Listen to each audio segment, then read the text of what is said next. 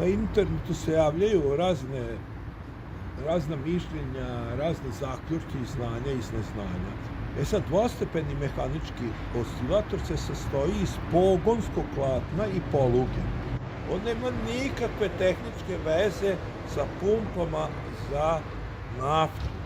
Tamo ekscentrični teg na zamajcu služi radi uravnoteženja, pošto je klip veoma težak i nafta koju izvlači veoma teška i nijedan motor ne bi tako opterećenje izdržao, nego zato postoji onaj teg radi uravnoteženja.